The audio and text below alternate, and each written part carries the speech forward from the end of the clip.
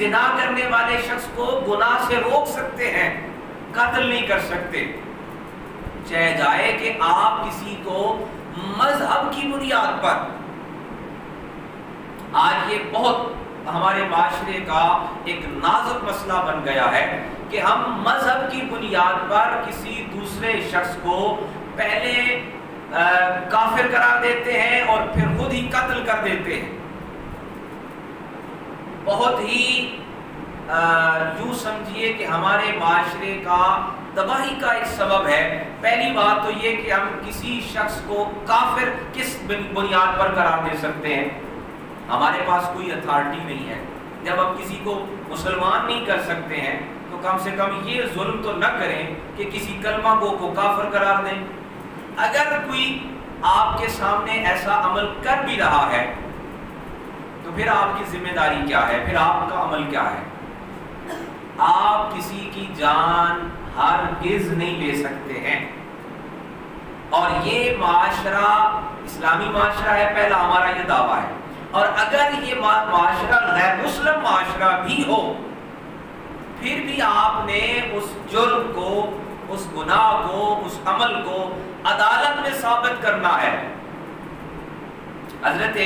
ہمارے سامنے اس آیت مبارکہ کے بعد نبی کریم صلی اللہ تعالی علیہ وآلہ وسلم کی اپنی مبارک مقدس حیات ہمارے سامنے مثال ہے، اور ان کے بعد صحابہ کرام رضوان اللہ علیہ مجمعین ہمارے سامنے مشعل راہ ہے، ہمارے سامنے نمونہ ہے کہ باوجود اس کے کہ خلیفہ راشد کو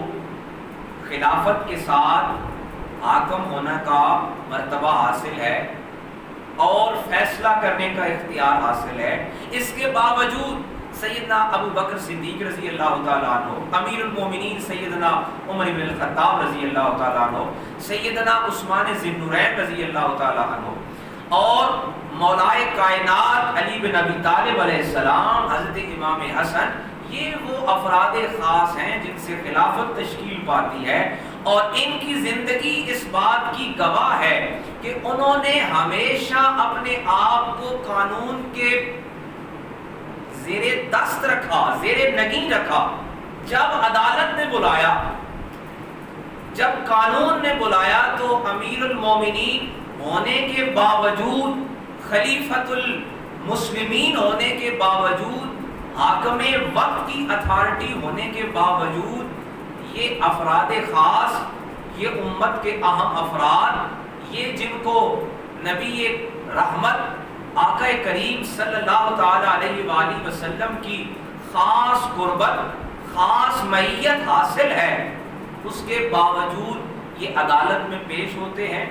اپنے آپ کو بحیثیت عام فرد، ریاست اور معاشرے کا عام فرد اپنے آپ کو ریاست کے سامنے پیش کرتے ہیں. تو یہ ان کا عمل ہمارے لیے کیا سبق ہے؟ ہمارے لیے یہ سبق ہے کہ خلیفہ بھی ہے، عشرہ مبشرہ میں بھی شامل ہے، اور نبی رحمت آقا کریم صلی اللہ تعالی علیہ وآلہ وسلم کی زبان حق ترجمان سے، مبارک زبان سے بے شمار سعادتیں، بشارتیں جن کے لیے موجود ہیں، وہ اپنے آپ قانون اپنے ہاتھ میں لینے کا کبھی ارادہ تک نہیں کرتا.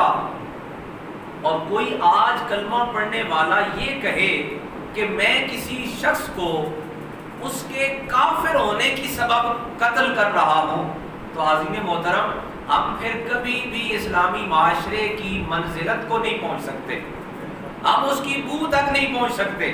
ہم اس کی گرد تک نہیں پہنچ سکتے. جس کو ہم کہتے ہیں نا اسلامی معاشرہ، وہ اسلامی معاشرہ ہم نے کبھی سمجھا ہی نہیں ہے. اسلامی معاشرہ جان لینے کا نام نہیں ہے، اسلامی معاشرہ تو جان دینے کا نام ہے.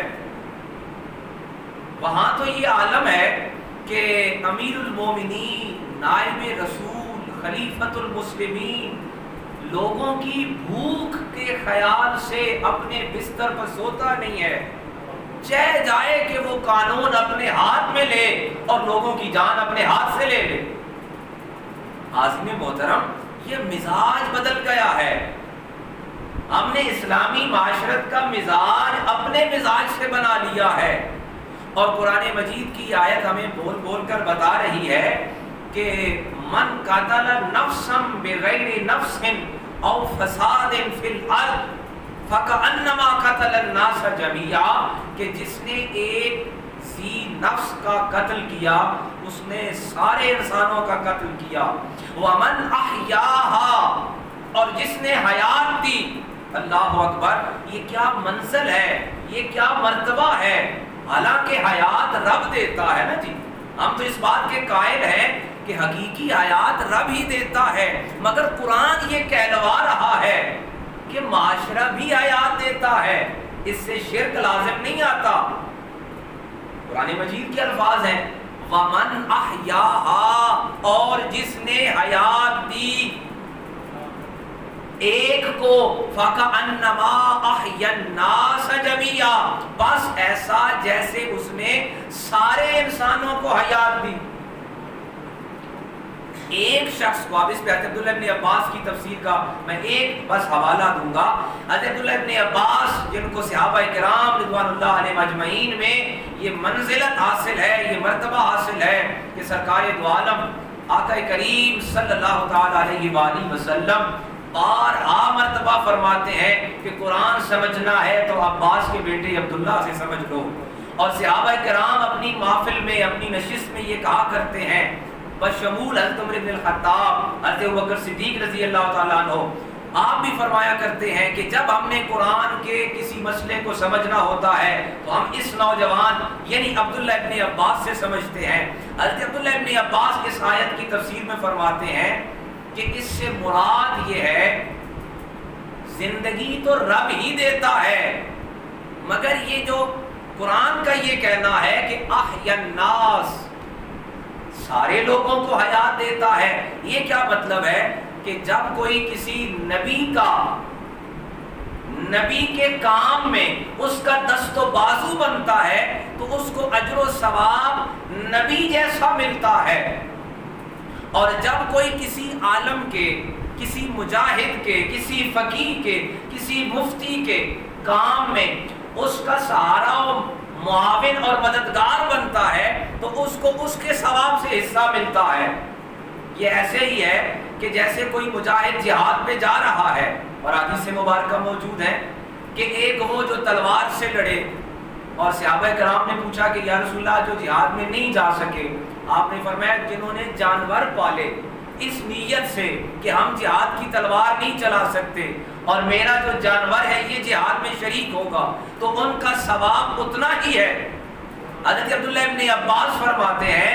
حیات رب ہی دیتا ہے، اور یہ بھی سوال ہے کہ ہر شخص کیسے حیات دے سکتا ہے، مگر قرآن مجید نے تو کھلا معاملہ رکھا ہے کہ جو کوئی کسی کو حیات دے گا، سوال یہ ہے کہ کوئی شخص، کوئی بشر، کوئی ذی نفس کیسے کسی کو حیات دے سکتا ہے۔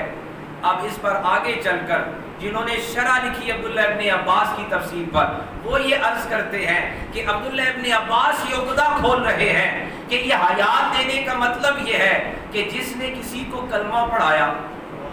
کیا اس سے بڑی اور کوئی زندگی ہے جی؟ ایک وہ جس نے کلمہ نہیں پڑھا اور ایک وہ جس نے کلمہ پڑھ لیا، کیا یہ برابر ہو سکتے ہیں؟ اور جس نے کلمہ نہ پڑھے ہوئے کو کلمہ پڑھایا، گویا اس نے اس کو حیات دی، اور ایک وہ جس نے قرآن پڑھا ہے اور ایک وہ جس نے قرآن نہیں پڑھا ہے، اور جس نے اس کو قرآن پڑھایا گویا اس نے اس کو ایک نئی حیات دے دی۔ تو رب العالمین ہے، اس کی ربوبیت اپنی منزل پر، اپنے مرتبے پر اور اپنی شان سے موجود ہے،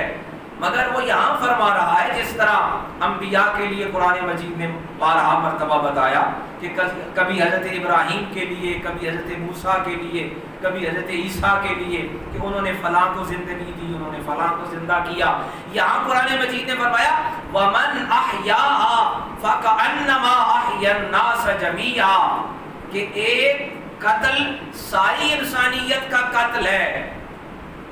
اور ایک کو بچانا،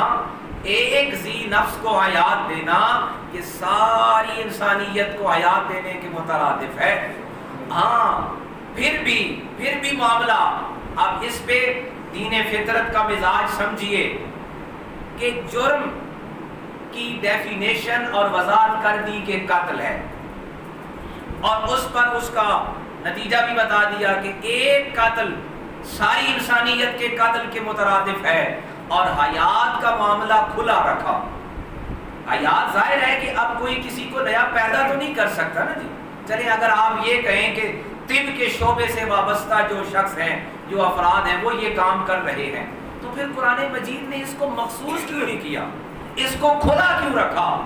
اس کو کھلا اس لیے رکھا کہ تاکہ سارے امت کے افراد اس اجر میں شامل ہو سکیں۔ اب جو معلم ہے، اب جو طبیب ہے، اب جو حکیم ہے، اب جو قرآن پڑھانے والا ہے، اب جو حدیث پڑھانے والا ہے، صرف اس تک ہی معاملہ نہیں ہے بلکہ قرآن نے کھلا رکھا ہے۔ اب اس کا کیا مطلب ہے کہ جو کوئی راستہ بنا رہا ہے، جو کوئی مسجد تعمیر کر رہا ہے،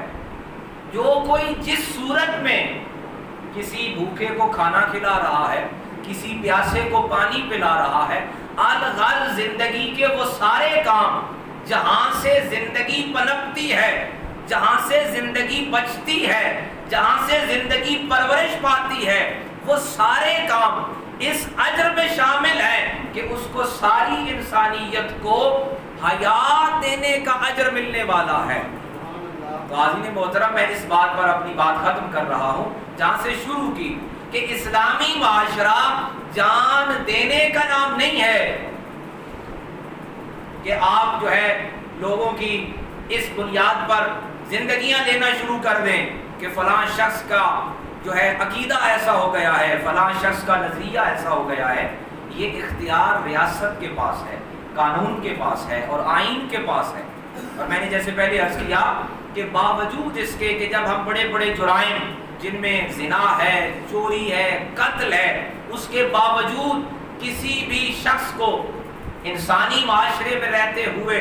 خود سے جان لینے کا اختیار حاصل نہیں ہے۔ اس کے لیے عدالت ہے، قانون ہے اور قانونی راستہ ہے۔ قرآن مجید کے آگے چل کے کئی مقام پر ہمارے پاس واضح احکام آئیں گے کہ جب آپ نے زنا جیسے جرم کو دیکھا تو کیا کرنا ہے، اس کے لیے آپ نے عدالت جانا ہے، یہ نہیں کہ اس شخص کو قتل کر دینا ہے۔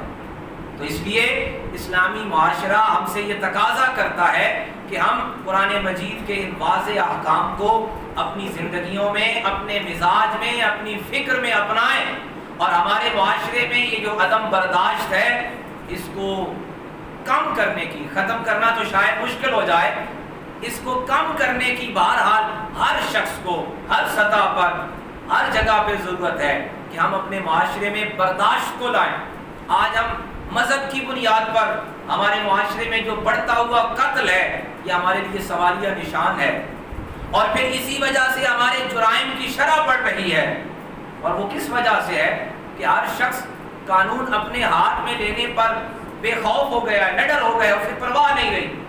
اور دلیر ہو گیا ہے اور قانون اپنے ہاتھ میں لے رہا ہے۔ اور میں یہ سمجھتا ہوں کہ ہماری محراب و منبر کے حوالے سے ذمہ داری یہ ہے کہ ہم پہلے افراد تک، معاشرے تک یہ بات پہنچائیں کہ کوئی شخص قانون سے بالا تر نہیں ہے۔ کوئی شخص، میں نے عرض کیا کہ جس طرح خلفائے راشدین جو ہیں وہ قانون سے بالا تر نہیں ہے، تو ان کی زندگیاں ہمارے سامنے مثال ہے، نمونہ ہے، وہ قانون سے بالا تر نہیں ہو سکتے۔ تو آج کا کوئی بھی پڑھا ہوا یا ان پڑھ کسی سطح کا کوئی شخص یہ دعویٰ نہیں کر سکتا کہ وہ قانون اپنے ہاتھ میں لے سکتا ہے۔ قانون بے شک اس کی امپلیمنٹیشن، اس کا عمل درآمد کمزور ہو سکتا ہے اور اس کے لیے ہمیں کوشش کرنی چاہیے، مگر قانون ہاتھ میں لینے کا اختیار کسی شخص کو معاشرے میں حاصل نہیں ہو سکتا۔ جنگل کی بات اور ہے، اور پھر جب ہمارا دعویٰ یہ ہے کہ ہم اسلامی معاشرت، تو اسلامی معاشرت تو بھوکوں کو بھی کھانا کھلانے کا نام ہے، پیاسوں کو پانی پلانے کا نام ہے، بے لباسوں کو لباس دینے کا نام ہے، بد مذہبوں کو اپنے کردار، اپنی زبان اور اپنے اخلاق سے اپنے مذہب پہ آمادہ کر لینے کا نام ہے، بے پڑھے ہوں کو پڑھانے کا نام ہے۔ تو آئیے ہم سب زندگی کے جس موڑ پر ہیں اور اپنے کام میں جس سطح پر ہیں ہم یہ کوشش کریں کہ ہم اپنے معاشرے میں برداشت کو سب سے پہلے اپنی زبان سے اور اپنے کردار سے اس کو عمل درآمد کی کوشش کریں۔ رب العالمین ہم سب پر اپنا فضل و کرم فرمائے۔ وما علینا الا البلاغ، سنت ہے۔